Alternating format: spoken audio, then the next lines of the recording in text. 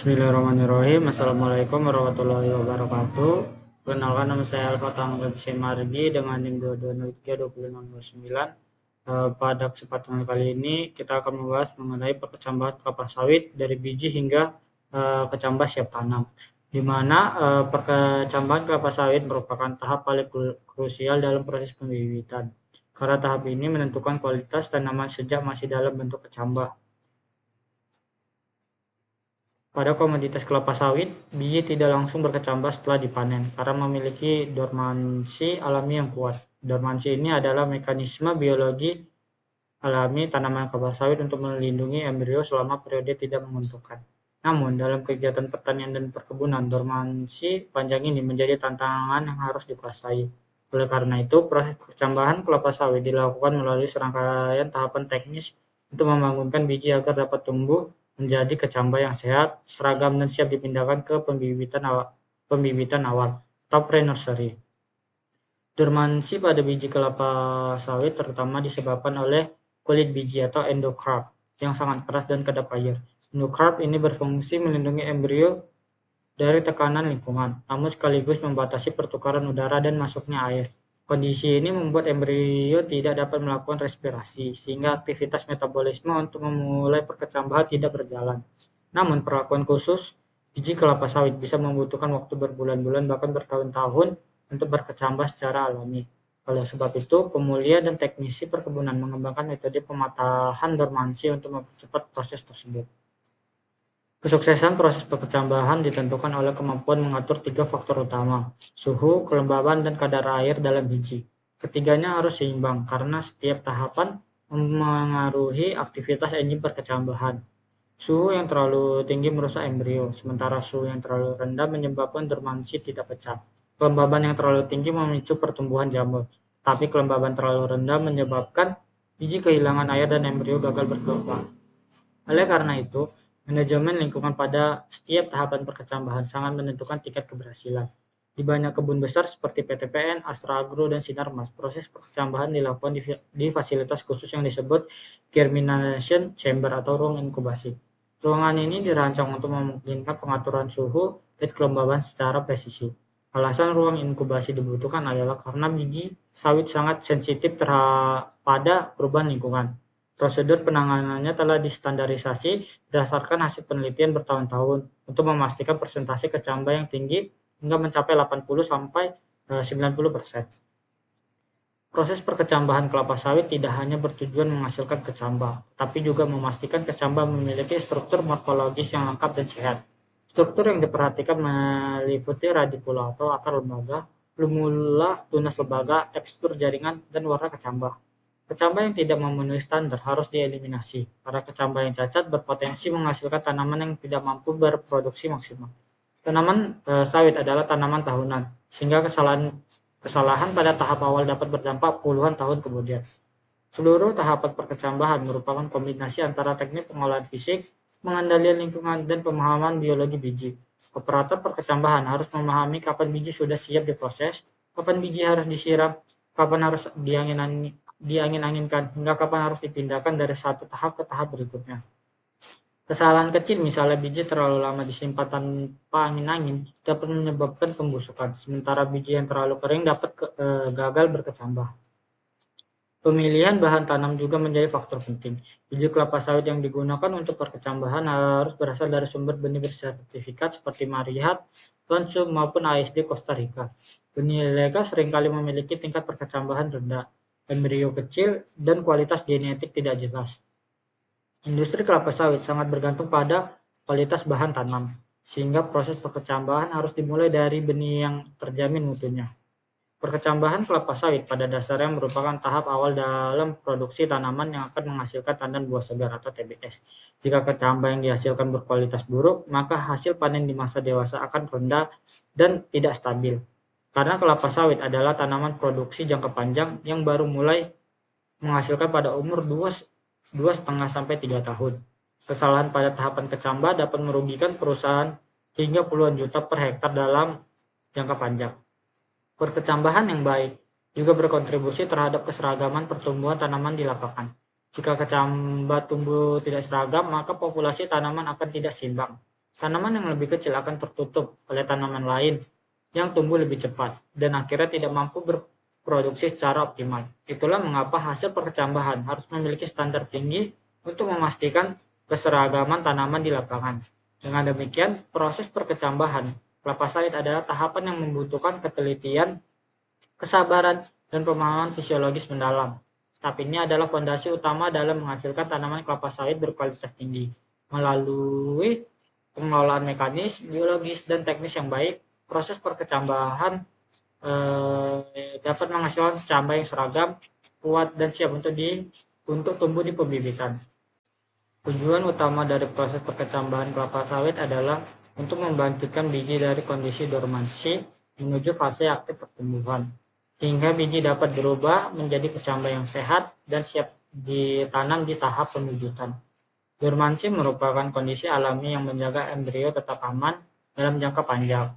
Namun dalam konteks perkebunan komersial, dormansi tersebut harus dipatahkan agar perkecambahan berlangsung seragam.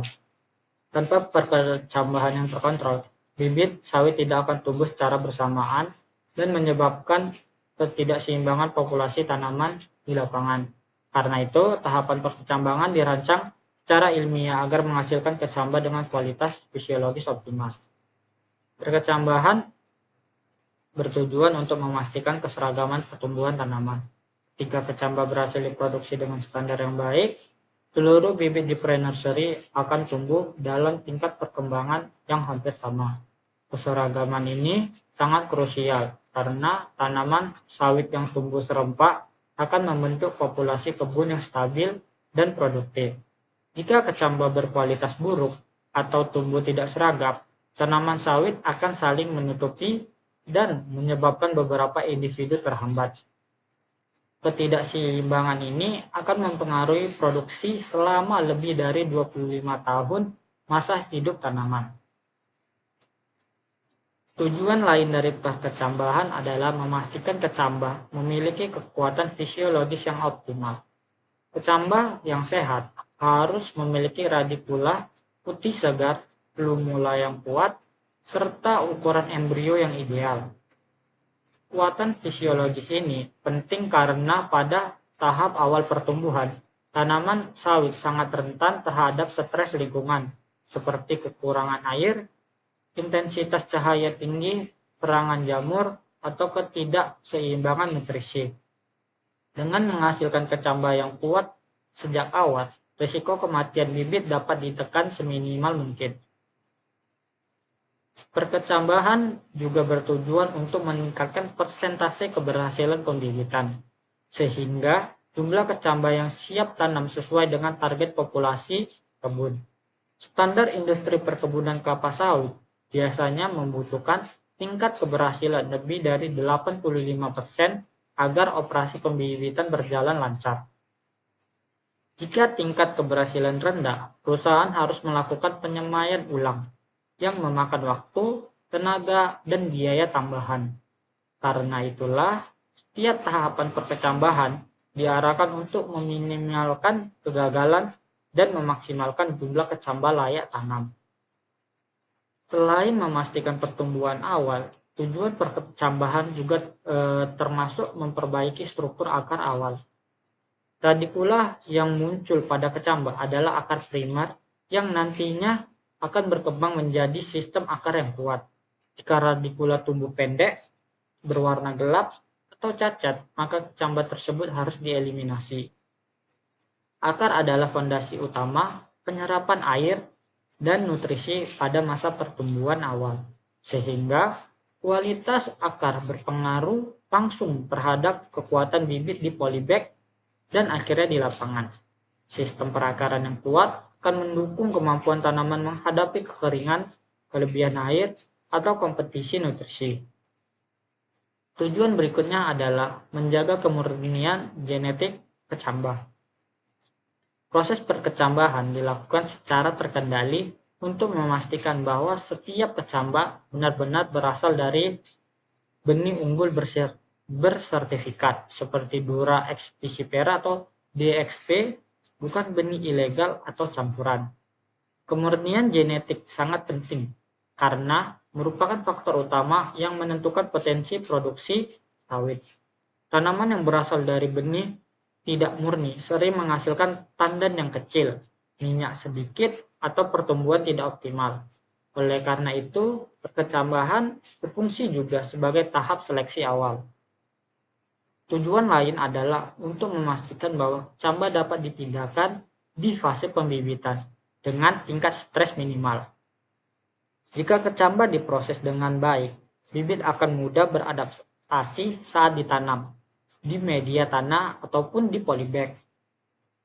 Adaptasi cepat mengurangi resiko transplant shock, yaitu kondisi stres yang dialami tanaman ketika dipindahkan dari satu lingkungan ke lingkungan lain. Stres transplantasi dapat menghambat pertumbuhan tanaman selama berminggu-minggu dan mengakibatkan keterlambatan masa pembibitan. Perkecambahan juga menjadi tahap penting untuk menyaring kecamba cacat sebelum masuk ke pembibitan. Kecamba yang memiliki radikula ganda, plumula tidak normal, atau warna jaringan yang tidak lazim biasanya akan dieliminasi sejak tahap awal. Proses eliminasi ini dilakukan untuk mencegah kecamba berkualitas rendah memasuki pembibitan, yang pada akhirnya dapat mengurangi efisiensi produksi. Dengan demikian, perkecambahan bukan hanya proses menumbuhkan benih, tetapi juga proses seleksi ketat terhadap kualitas awal tanaman kelapa sawit. Di tingkat industri, tujuan besar dari perkecambahan adalah untuk mendukung sistem agribisnis kelapa sawit yang berkelanjutan. Produksi kecamba yang sehat dan seragam memastikan bahwa kebun sawit dapat menghasilkan TBS atau tandan buah segar dalam jumlah optimal, meningkatkan produktivitas minyak, dan membantu perusahaan mencapai target ekonomi. Dengan menghasilkan bahan tanam unggul sejak awal, proses perkecambahan memberikan dampak ekonomi jangka panjang dalam siklus produksi kelapa sawit. Secara keseluruhan, perkecambahan kelapa sawit tidak hanya bertujuan untuk penumbuhan bibit, tetapi merupakan fondasi bagi seluruh tahapan pembibitan hingga ke fase produksi. Kualitas kecamba menentukan kualitas bibit. Kualitas bibit menentukan kualitas tanaman dewasa. Dan kualitas tanaman dewasa akhirnya menentukan produktivitas kebun.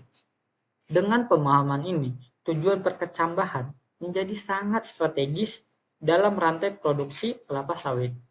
Proses ini memastikan bahwa seluruh investasi dan tenaga yang dikeluarkan untuk pemeliharaan kebun dapat menghasilkan tanaman yang produktif dalam jangka panjang. Tahapan perkecambahan kelapa sawit merupakan serangkaian atau rangkaian proses teknis yang dirancang secara sistematis untuk mengubah biji sawit dari kondisi dorman menjadi kecamba aktif yang siap ditanam. Karena biji kelapa sawit memiliki kulit endokrap yang tebal, keras, dan sangat kedap terhadap udara dan air. Proses perkecambahan tidak bisa terjadi secara alami dalam waktu singkat. Oleh sebab itu, diperlukan perawatan khusus untuk mempercepat dan menstimulasi metabolisme internal embrio. Tahapan ini melibatkan perlakuan panas, perendaman, pengeringan, inkubasi, hingga akhirnya biji mulai menunjukkan tanda-tanda fisiologis secara nyata, seperti munculnya radikula dan plumula. Setiap tahap memiliki perannya masing-masing, dan kesalahan kecil pada salah satu tahap dapat menyebabkan kegagalan total. Tahap pertama dalam perkecambahan adalah pengumpulan dan seleksi biji atau biasa disebut dengan seed selection. Biji kelapa sawit harus dipilih dari tandan buah yang benar-benar matang fisiologisnya. Buah yang belum matang tidak akan menghasilkan biji yang memiliki cadangan makanan cukup untuk mendukung proses perkecambahan. Setelah biji dipisahkan dari serabut dan daging buah melalui proses fermentasi atau perebusan, operator harus memastikan bahwa biji memiliki ukuran seragam, tidak retak, tidak diserang jamur, dan berasal dari indukan benih bersertifikat. Tahap seleksi ini sangat penting karena kualitas biji menentukan tingkat keberhasilan perkecambahan secara keseluruhan. Tahap berikutnya adalah pengeringan awal atau biasa disebut dengan pre-drying. Setelah biji dibersihkan, biji perlu dikeringkan di bawah sinar matahari atau di dalam ruangan berventilasi selama beberapa hari untuk mengurangi kadar air permukaannya. Pengeringan awal ini memberikan beberapa manfaat secara fisiologis. Yang pertama, pengeringan membantu menghentikan aktivitas mikroorganisme yang dapat merusak biji. Kedua, pengeringan mengurangi risiko pembusukan saat biji masuk ke tahap pemanasan. Dan yang ketiga, pengeringan memungkinkan biji berada pada keseimbangan kelembaban yang ideal sebelum menjalani perlakuan pemecahan dormansi. Penting untuk dicatat bahwa pengeringan tidak boleh berlebihan karena kadar air terlalu rendah dapat menyebabkan embrio mati. Setelah proses pengeringan awal, biji memasuki tahap perlakuan panas atau dry heat treatment. Tahap ini merupakan metode klasik dan paling efektif untuk mematahkan dormansi biji kelapa sawit. Biji ditempatkan dalam ruangan pemanas bersuhu 39 sampai 40 derajat Celcius selama 60 sampai 80 hari, tergantung varietasnya. Suhu yang stabil dalam rentang tersebut merangsang aktivitas enzim dan memecah senyawa penghambat dormansi. Pada suhu ini, embrio mulai meningkatkan laju respirasi sehingga mempersiapkan diri untuk fase perkecambahan aktif. Jika suhu terlalu rendah, dormansi tidak pecah. Jika terlalu tinggi, embrio bisa rusak. Maka, monitoring suhu menjadi hal penting pada tahap ini. Tahap selanjutnya adalah perendaman atau soaking. Setelah biji menjalani perlakuan panas selama beberapa minggu, biji perlu direndam dalam air bersih selama 3-7 hari. Perendaman ini memungkinkan air masuk melalui pori-pori kecil pada biji, meningkatkan kelembapan internal, serta mengaktifkan enzim metabolik yang sebelumnya dorman.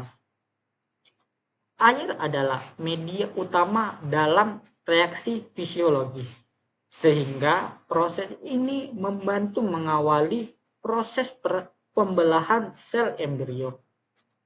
Dalam praktiknya, air rendaman harus diganti rutin setiap hari untuk mencegah perkembangan bakteri dan memastikan kualitas rendaman tetap baik. Setelah perendaman, biji memasuki tahap pengeringan ulang atau curing.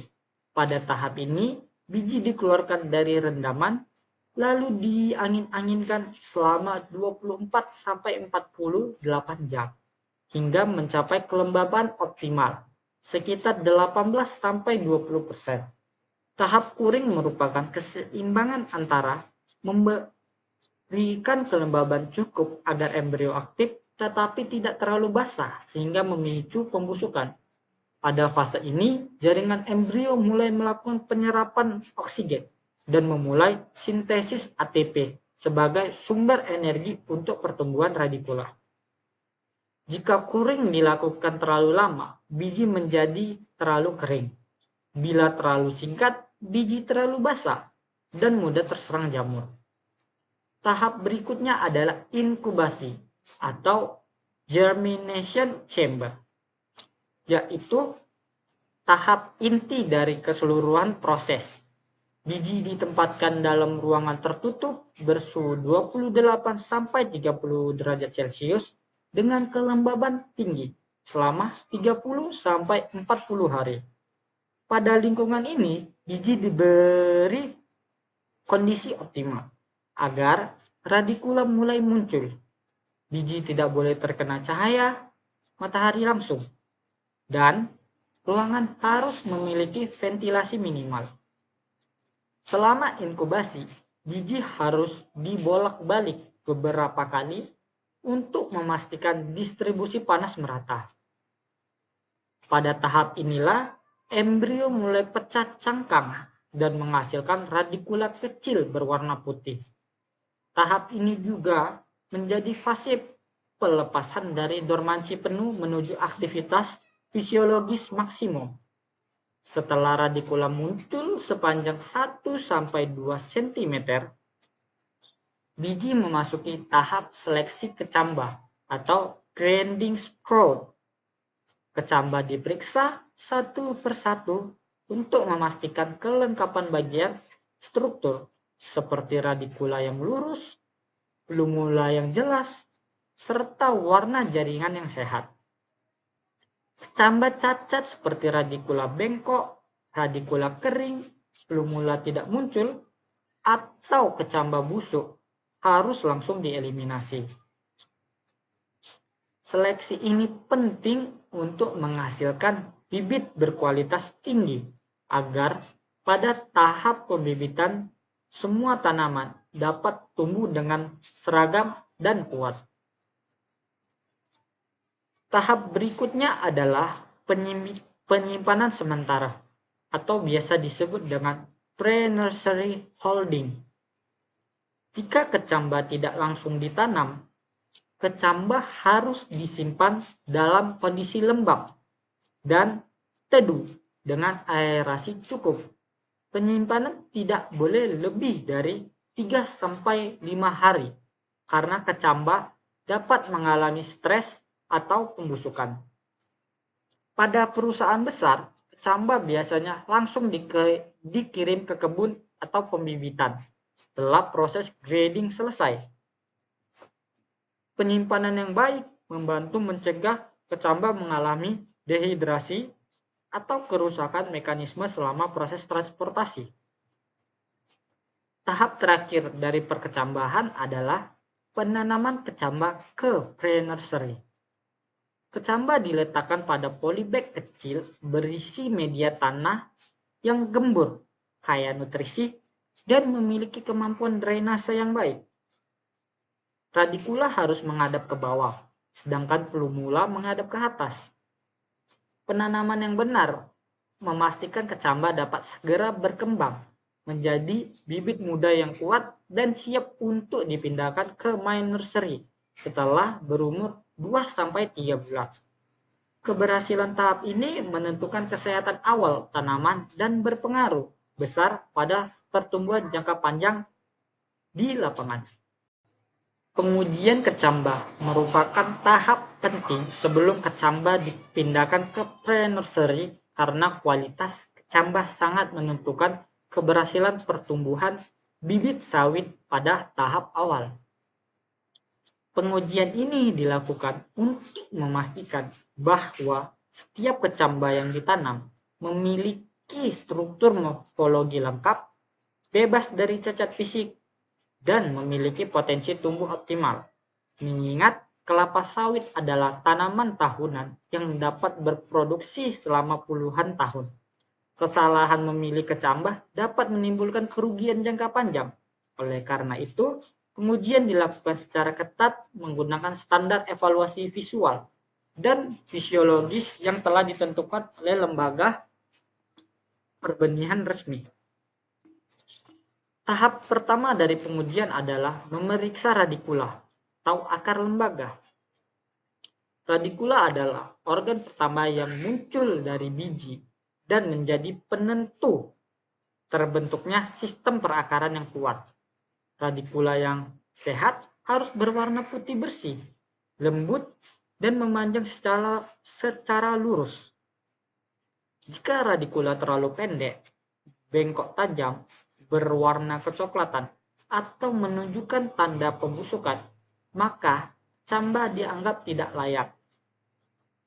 Radikula cacat dapat menyebabkan akar tidak berkembang sempurna, sehingga bibit akan mengalami hambatan berupa pertumbuhan di pembibitan maupun di lapangan. Selain radikula, plumula atau tunas lembaga juga menjadi indikator penting dalam pengujian. Plumula adalah titik tumbuh yang nantinya akan menjadi batang dan daun pertama. Plumula yang sehat biasanya tampak kokoh, berwarna putih atau kekuningan segar, dan memiliki bentuk meruncing. Plumula yang patah, tidak muncul, atau berwarna gelap biasanya menandakan bahwa kecambah mengalami stres ataupun kerusakan. Dalam banyak kasus, kerusakan plumula lebih fatal dibanding radikula, karena plumula adalah organ utama yang menentukan apakah tanaman dapat tumbuh tegak secara normal ataupun tidak. Pengujian juga melibatkan pemeriksaan warna keseluruhan kecambah. Warna kecambah akan mencerminkan kesehatan fisiologisnya. Warna putih cerah menandakan kecambah memiliki metabolisme aktif dan jaringan yang sehat. Sebaliknya, kecambah yang berwarna kuning, pucat ekstrim, kecoklatan, atau kehitaman menunjukkan adanya reaksi oksidasi atau kerusakan jaringan akibat panas, jamur, ataupun penyimpanan terlalu lama. Kecambah yang mengalami perubahan warna seperti ini jarang berhasil tumbuh menjadi bibit yang kuat, sehingga harus dieliminasi sejak awal untuk menghindari pemborosan tenaga kerja dan biaya pemeliharaan. Selain penilaian visual, kecambah juga diuji berdasarkan struktur fisik dan kelengkapan organ.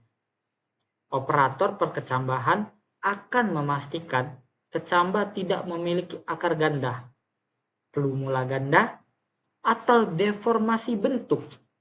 Kecambah dengan organ ganda biasanya merupakan anomali fisiologis yang akan menimbulkan pertumbuhan abnormal di proses pembibitan. Misalnya, kecambah dengan radikula ganda seringkali menghasilkan tanaman dengan batang bercabang yang tidak ideal untuk pertumbuhan sawit.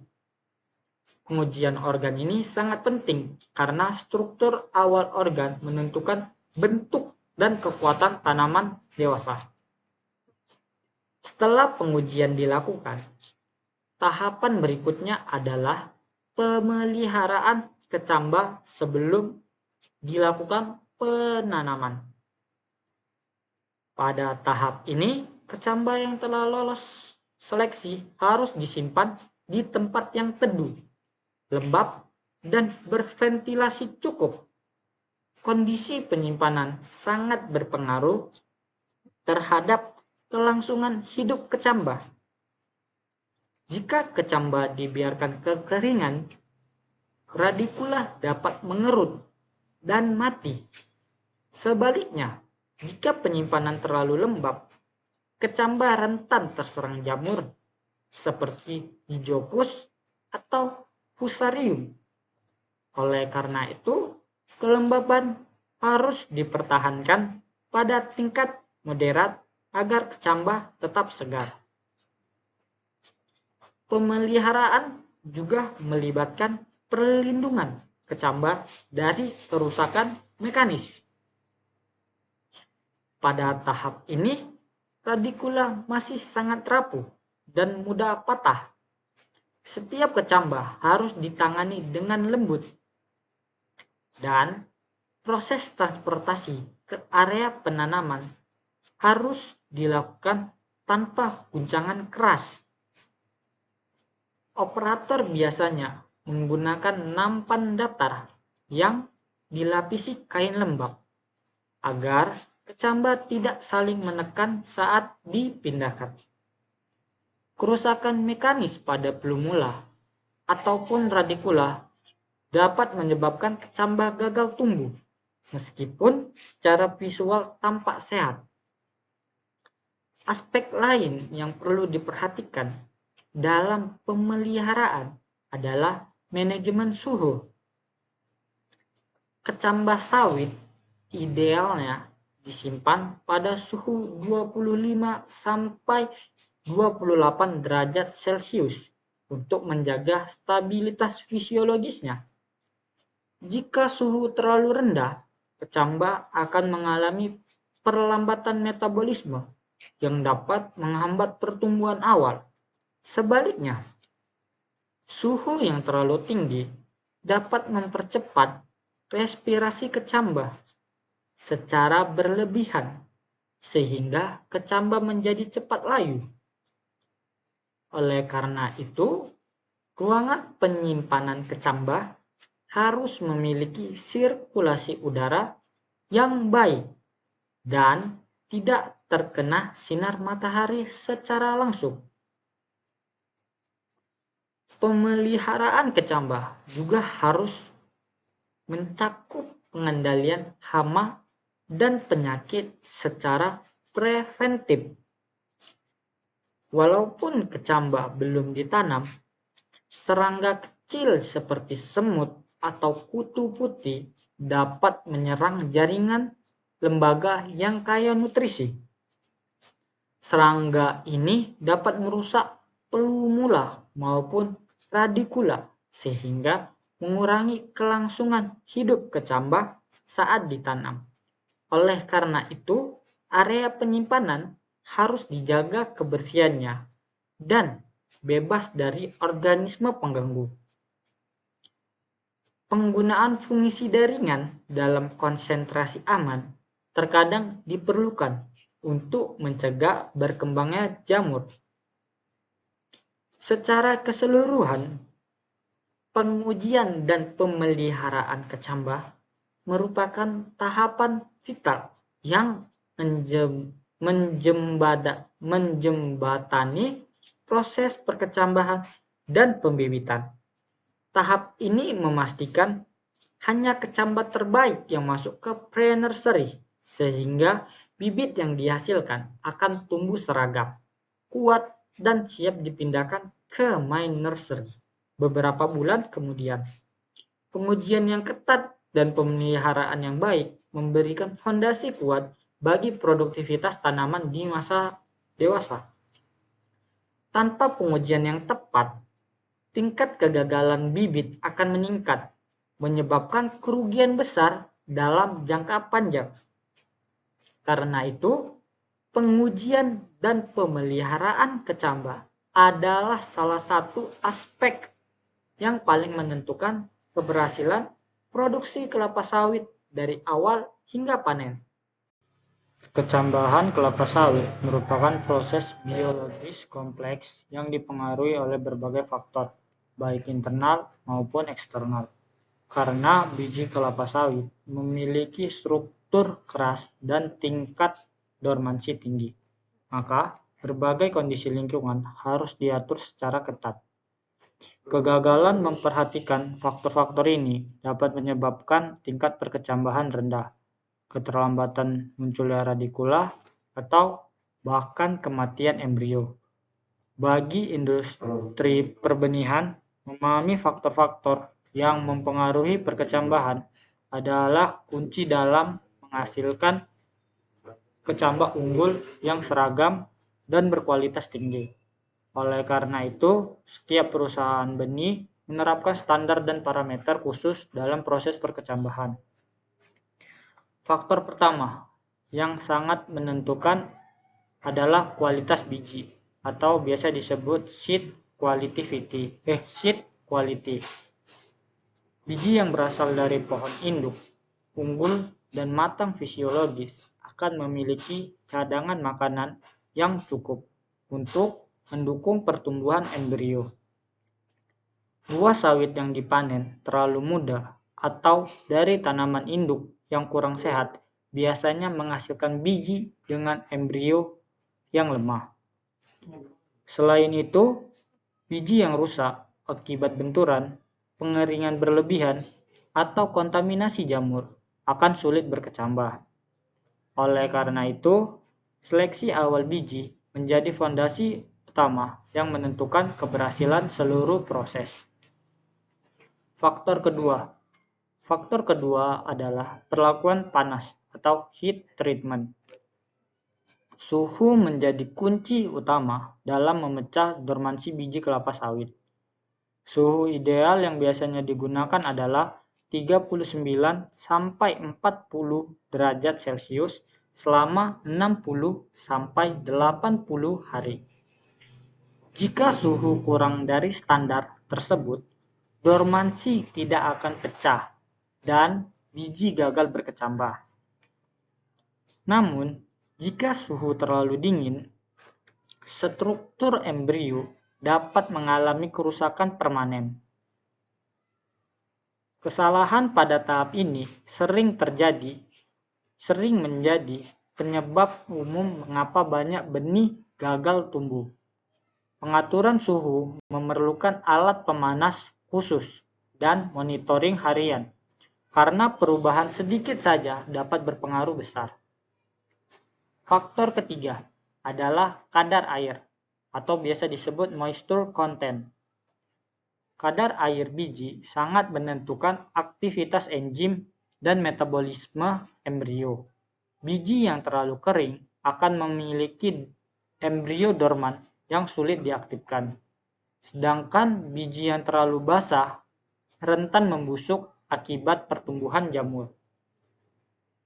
Pada tahap kuring dan perendaman, kadar air harus mencapai titik ideal agar embrio dapat mengaktifkan proses sintesis energi.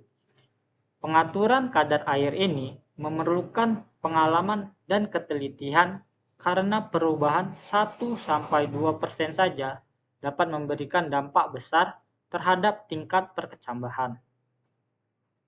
Faktor selanjutnya adalah oksigen. Proses respirasi embrio membutuhkan oksigen yang cukup untuk menghasilkan energi melalui metabolisme aerob. Pada tahap inkubasi, sirkulasi udara harus terjaga agar oksigen tersedia dalam jumlah memadai. Ruangan yang tertutup rapat tanpa ventilasi akan menyebabkan kadar oksigen menurun dan meningkatkan karbon dioksida, yang dapat memperlambat bahkan menghentikan perkecambahan. Sirkulasi udara yang baik juga membantu mencegah pertumbuhan jamur, yang sering muncul pada kondisi lembab dan kurang ventilasi. Selain oksigen, kelembapan lingkungan juga memainkan peran yang sangat penting. Pada tahap ini, inkubasi dan penyimpanan kecambah, kelembaban ideal berada pada kisaran 75-85%. Kelembaban yang terlalu rendah akan menyebabkan radikula mengering, sedangkan kelembaban terlalu tinggi akan memicu pertumbuhan mikroorganisme patogen seperti Fusarium dan Rhizopus. Oleh karena itu, Pengaturan kelembaban menjadi salah satu pekerjaan teknis yang harus dilakukan dengan sangat teliti. Setiap penyimpangan kelembaban dapat menurunkan tingkat keberhasilan perkecambahan. Faktor eksternal berikutnya adalah cahaya. Perkecambahan kelapa sawit bukanlah proses yang membutuhkan cahaya langsung. Bahkan, radikula dan plumula yang sedang muncul harus terlindungi dari sinar matahari intens, karena lapisan jaringan embrio sangat tipis dan mudah rusak. Cahaya yang terlalu kuat dapat menyebabkan embrio mengering atau menghambat pemanjangan radikula. Karena itu, ruang inkubasi biasanya dibuat gelap atau temaram, sementara kecambah hanya diperiksa secara berkala dengan pencahayaan minimal. Faktor lain yang tak kalah penting adalah kebersihan atau sanitasi. Lingkungan perkecambahan yang buruk dan alat yang tidak steril dapat menyebabkan kontaminasi jamur dan bakteri pada biji. Mikroorganisme seperti Aspergillus, Penicillium, dan Fusarium dapat membusukkan biji sebelum radikula sempat muncul.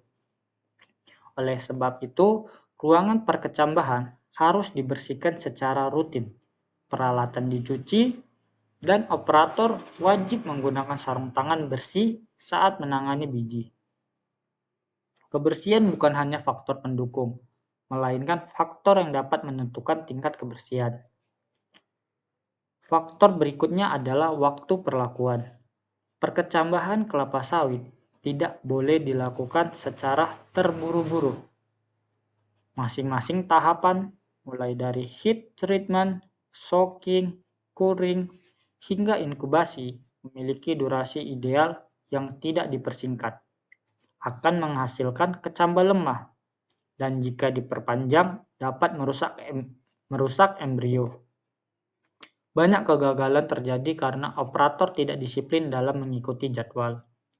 Durasi yang tepat membantu embrio mencapai fase aktivitas metabolik optimal, sehingga siap mengeluarkan radikula. Faktor terakhir yang berpengaruh adalah genetik. Varietas kelapa sawit yang berbeda memiliki respon perkecambahan yang juga berbeda. Beberapa varietas dicirikan memiliki dormansi yang lebih kuat, sehingga membutuhkan perlakuan panas lebih lama. Varietas unggul DXP biasanya memiliki tingkat perkecambahan tinggi karena genetiknya sudah diseleksi untuk produktivitas dan keseragamannya. Sebaliknya, biji ilegal atau tidak bersertifikat sering berkecambah lambat atau tidak berkecambah sama sekali. Faktor genetik ini menjadi alasan mengapa mutu benih sangat berpengaruh sejak awal. Proses perkecambahan kelapa sawit, meskipun terlihat sederhana, sebenarnya merupakan rangkaian tahapan yang sangat sensitif terhadap kesalahan teknis maupun kesalahan biologis. Karena biji sawit mengalami dormansi kuat, berbagai problematika sering muncul, terutama terkait kegagalan pemecahan dormansi, pertumbuhan embrio yang lambat, hingga kontaminasi mikroorganisme. Dalam skala industri, kendala ini tidak hanya menyebabkan penurunan tingkat keberhasilan perkecambahan, tetapi juga berdampak pada ketersediaan bibit dan jadwal tanam di lapangan. Ketika perkecambahan tidak tersedia tepat waktu, jadwal pembukaan lahan atau penanaman ulang dapat tertunda, menyebabkan kerugian finansial yang signifikan. Salah satu problematika utama adalah kegagalan pemecahan dormansi benih. Pada beberapa kasus, meskipun biji sudah diberikan perlakuan panas atau heat treatment sesuai standar, dormansi tetap tidak pecah karena embrio tidak merespon. Hal ini dapat dipengaruhi oleh faktor genetik, umur biji, atau perlakuan awal yang tidak tepat. Biji yang terlalu tua atau terlalu kering sebelum dipanaskan cenderung sulit diaktifkan kembali. Sebaliknya, biji yang disimpan dalam kondisi lembab dapat mengalami kerusakan internal sebelum masuk tahap kecambahan. Kondisi-kondisi ini menyebabkan biji tetap utuh, namun tidak menunjukkan tanda-tanda fisiologis apapun. Masalah lain yang sering terjadi adalah pertumbuhan radikula tidak normal, seperti radikula bengkok, terlalu pendek, bercabang, atau bahkan berwarna kecoklatan. Kelainan ini biasanya disebabkan oleh ketidaktepatan suhu selama inkubasi atau kelembaban yang tidak stabil. Suhu yang terlalu tinggi dapat menyebabkan jaringan embrio mengalami burning, sehingga radikula muncul dalam kondisi cacat. Kondisi ini sulit diperbaiki karena radikula merupakan fondasi sistem perakaran, sehingga kecambah cacat harus dieliminasi. Dalam skala besar, tingginya jumlah kecambah cacat bisa menyebabkan penurunan pasokan bibit. Kontaminasi jamur merupakan salah satu kendala paling serius dalam proses perkecambahan. Spesies jamur seperti Fusarium aspergillus dan Rhizopus sangat cepat berkembang pada kondisi lembab dan hangat. Kondisi yang juga merupakan syarat utama untuk proses inkubasi benih. Kontaminasi jamur menyebabkan pembusukan embrio bahkan sebelum radikula muncul. Jamur dapat menyerang hanya dalam waktu 24 sampai 48 jam, sehingga kebersihan ruang perkecambahan, alat, dan tangan operator harus dijaga ketat. Jika kontaminasi menyebar, seluruh batch benih bisa gagal. Selain jamur, masalah bakteri juga dapat muncul terutama ketika perendaman dilakukan dalam air yang tidak diganti secara rutin. Air yang kotor menjadi media bagi bakteri anaerob yang memproduksi senyawa beracun bagi embrio. Kondisi ini menyebabkan benih busuk dan mengeluarkan bau menyengat. Pada beberapa kasus, bakteri dapat masuk ke jaringan biji melalui mikroretakan yang tidak terlihat secara kasat mata. Ketika bakteri sudah masuk ke dalam embrio, peluang kecambah untuk tumbuh sangat kecil. Kendala berikutnya adalah fluktuasi suhu ruang pemanas. Dalam praktiknya, ruangan pemanas tidak selalu stabil, terutama jika peralatan tidak terkalibrasi atau terjadi gangguan listrik. Perubahan suhu 1-2 derajat secara terus-menerus dapat mengganggu fase pembentukan metabolisme embrio. Suhu terlalu rendah menyebabkan dormansi tidak pecah, sementara suhu terlalu tinggi membuat embrio overheat. Industri perkebunan sering mengalami hambatan ini, terutama di fasilitas yang masih menggunakan ruangan pengering tradisional. Masalah lain yang sering muncul adalah ketidaktepatan durasi perlakuan, baik pada masa heat treatment, curing, maupun inkubasi.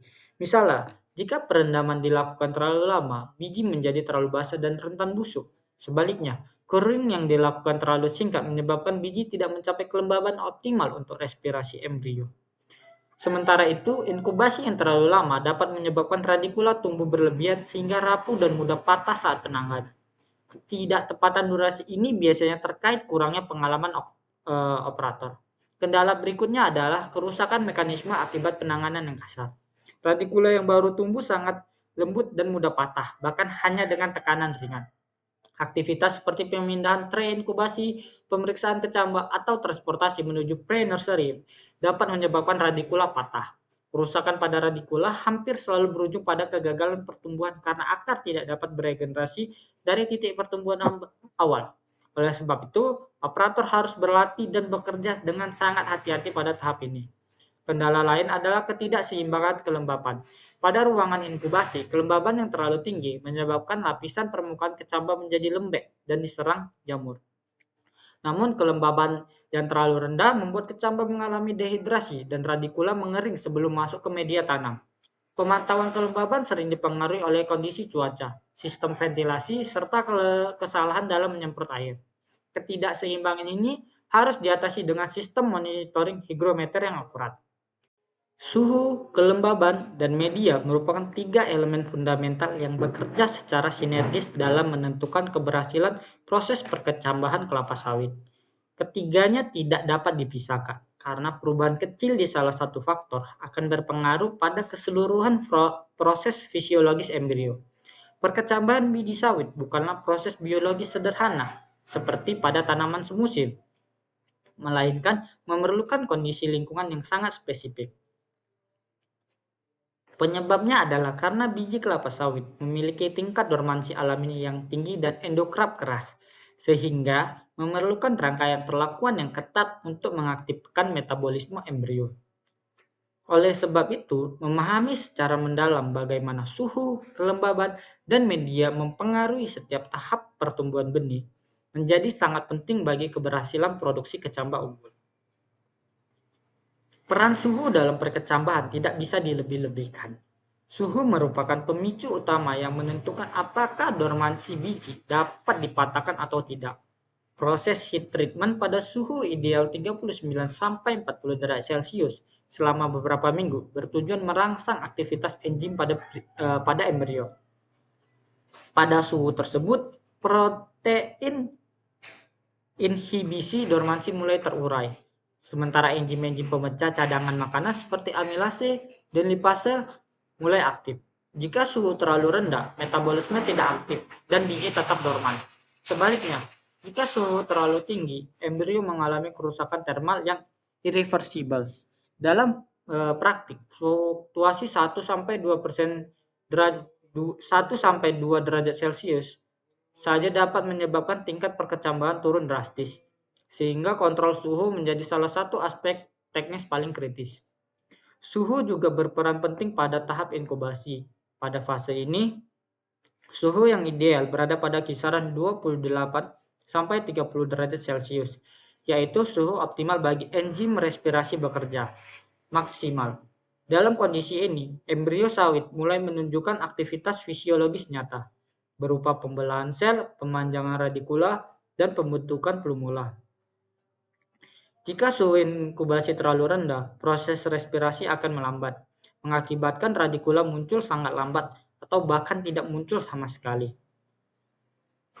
Sebaliknya, suhu tinggi pada tahap inkubasi dapat mempercepat respirasi secara berlebihan, sehingga energi embrio cepat habis sebelum radikula mencapai panjang ideal. Kelembaban merupakan faktor kedua yang memiliki peran dalam menjaga keberlangsungan hidup embrio. Pada tahap inkubasi, kelembaban ideal berada pada kisaran 75-85%. Kelembaban yang cukup membantu menjaga radikula tetap segar, elastis, dan tidak mudah rusak. Kelembaban juga membantu proses imbibisi air, yaitu penyerapan air oleh embrio yang menjadi awal aktifnya metabolisme.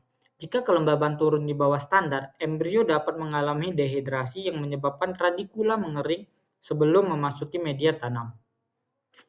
Namun, jika kelembaban terlalu tinggi, muncul risiko berkembangnya jamur patogen yang dapat merusak benih secara cepat.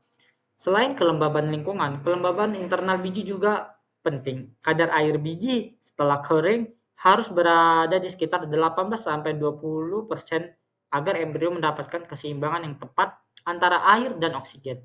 Kadar air terlalu rendah membuat embrio sulit memulai metabolisme awal, sementara kadar air terlalu tinggi menyebabkan proses respirasi anaerob yang menghasilkan senyawa beracun seperti etanol. Kondisi ini umum terjadi pada biji yang direndam terlalu lama atau tidak dikeringkan dengan benar setelah perendaman. Dalam industri benih, pengaturan kadar air merupakan seni sekaligus ilmu yang memerlukan pengalaman dan evaluasi berkala. Media tempat kecambah tumbuh juga memainkan peran penting dalam menentukan keberhasilan awal tanaman. Media perkecambahan harus memiliki struktur yang gembur, berpori, mampu menyimpan air tanpa menjadi becek, dan kaya nutrisi organik. Media yang ideal biasanya berupa campuran tanah topsoil, pasir halus, dan sedikit kompos. Fungsi media bukan hanya sebagai tempat tumbuh radikula, tetapi juga sebagai lingkungan stabil bagi kecambah untuk beradaptasi setelah proses inkubasi. Media yang terlalu padat dapat menghambat penetrasi radikula, sehingga pertumbuhannya melambat. Media yang terlalu basah dapat memicu pembusukan, sedangkan media terlalu kering menyebabkan radikulasi dehidrasi. Pada tahap awal penanaman kecambah di pre-nursery, media juga harus memiliki pH ideal antara 5,5 sampai 6,5. pH ini sangat menentukan kemampuan akar menyerap nutrisi. Tanah yang terlalu asam dapat menghambat pertumbuhan akar karena ion aluminium menjadi lebih tersedia dan bersifat toksik bagi akar muda. Sebaliknya, tanah yang terlalu basah akan mengurangi kelarutan nutrisi penting seperti fosfor dan mangan. Oleh karena itu, sebelum kecambah dipindahkan, media harus diuji dan disesuaikan agar mendukung percambahan akar secara optimal. Kelembaban media juga sangat krusial. Radikula yang baru muncul sangat sensitif terhadap kekeringan, sehingga media harus tetap lembab tetapi tidak tergenang air. Pada fase awal, penyiraman dilakukan 2 kali sehari menggunakan sprayer halus agar air merata tanpa merusak bagian kecambah. Jika media mengering, akar akan mengkerut dan tanaman gagal tumbuh meskipun pelumula masih sehat. Sebaliknya, jika media terlalu basah, mikroorganisme anaerob dapat berkembang dan membusukkan akar. Perhatian terhadap detail kecil seperti pola penyiraman inilah yang membedakan pembibitan profesional dengan pembibitan yang gagal. Kualitas media juga menentukan aerasi akar. Akar kelapa sawit membutuhkan oksigen dalam jumlah cukup untuk mendukung respirasi. Media yang terlalu padat atau becek menghambat difusi oksigen dan menyebabkan akar mengalami hipoksia. Kondisi hipoksia menyebabkan pertumbuhan akar terhambat, akar menjadi hitam, dan kecambah berhenti berkembang. Inilah sebabnya pasir dalam media sangat penting. Pasir membantu memperbaiki struktur tanah sehingga oksigen dapat masuk ke lapisan media lebih dalam.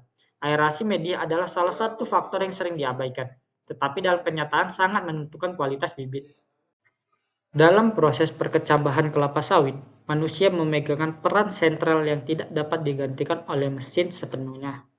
Meskipun banyak tahapan dapat dibantu oleh teknologi seperti alat pemanas, ruang inkubasi, atau hygrometer, namun keputusan akhir dan ketelitian dalam pelaksanaan sangat bergantung pada kemampuan manusia. Proses perkecambahan adalah proses biologis yang sensitif, sehingga operator harus memiliki kepekaan dan keterampilan dalam mengenali perubahan kecil pada kondisi biji maupun kecambah. Pengecekan visual, penilaian tekstur radikula, pemilihan kecambah sehat, hingga pengambilan keputusan untuk mengeliminasi kecambah cacat, semuanya memerlukan sentuhan manusia yang terlatih. Kesalahan kecil saja dapat berpengaruh terhadap jumlah kecambah layak tanam. Manajemen perkecambahan dimulai sejak tahap perencanaan. Setiap batch biji yang akan diproses harus ditentukan asal-usulnya, umur simpan, kualitas fisik, serta jumlah yang dibutuhkan untuk memenuhi target penanaman di pembibitan. Manajemen yang baik memastikan bahwa proses perkecambahan berjalan efektif dan sesuai jadwal. Jika perencanaan tidak dilakukan dengan tepat, seperti jumlah biji terlalu sedikit atau terlalu banyak, maka akan menimbulkan masalah pada tahapan pembibitan selanjutnya. Kekurangan kecambah akan mengganggu jadwal tanam, sedangkan kelebihan kecambah justru meningkatkan risiko pemborosan dan kerusakan akibat penyimpanan terlalu lama. Salah satu peran terpenting manusia adalah memastikan ketepatan kontrol suhu dan kelembaban. Meskipun alat pengatur suhu otomatis dapat digunakan, tetap diperlukan pengecekan manual harian. Operator harus memastikan ruangan pemanas tidak mengalami fluktuasi suhu yang besar, terutama saat malam hari atau ketika terjadi pemadaman listrik. Banyak kegagalan perkecambahan terjadi bukan karena alat rusak total, tetapi karena kurangnya disiplin operator dalam melakukan monitoring berkala. Pengamatan visual seperti embun pada dinding ruangan inkubasi, bau tengik, atau perubahan warna biji merupakan indikator awal yang hanya dapat dikenali oleh manusia. Manusia juga berperan dalam menjaga kebersihan lingkungan kerja. Sanitasi adalah aspek penting untuk mencegah pertumbuhan jamur dan bakteri yang dapat merusak biji. Operator harus membersihkan ruangan, peralatan, baki perkecambahan, dan meja kerja secara rutin. Selain itu, penggunaan sarung tangan, masker, dan apron bersih harus diterapkan. Tindakan sederhana seperti mencuci tangan sebelum menyentuh biji dapat menentukan tingkat keberhasilan perkecambahan. Banyak kasus kontaminasi jamur terjadi karena operator menyentuh biji dengan tangan kotor atau karena peralatan yang digunakan tidak disterilkan. Dalam manajemen perkecambahan, manusia juga harus memahami perilaku dan respon fisiologis biji sawit.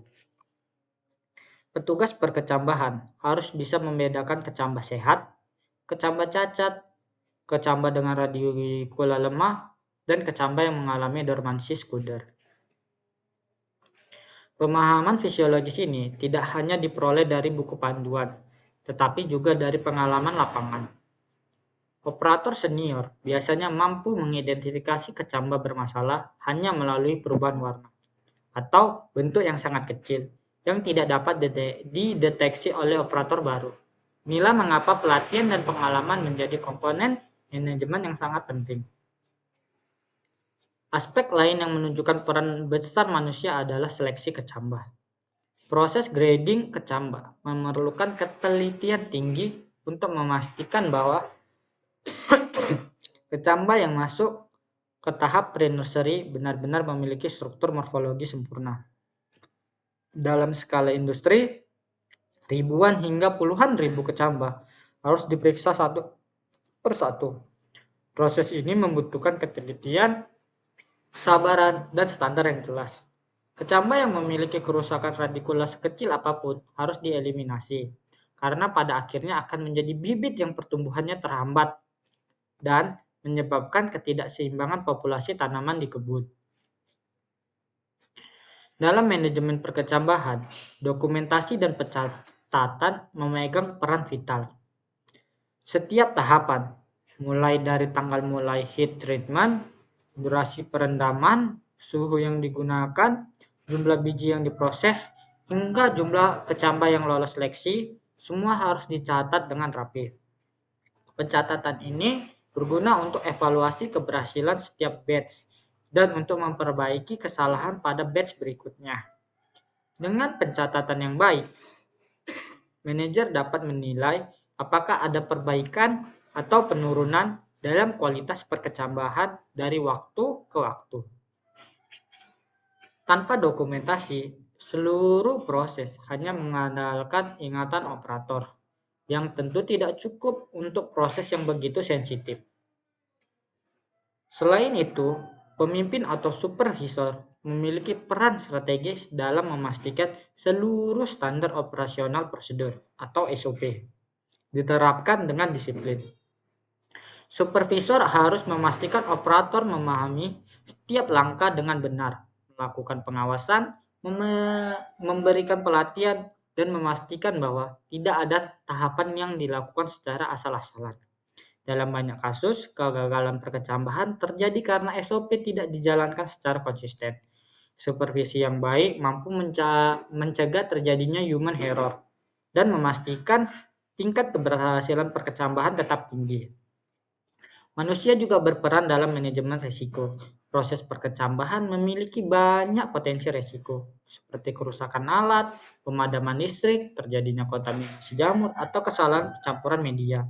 Tim perkecambahan harus memiliki rencana mitigasi jika terjadi kondisi darurat.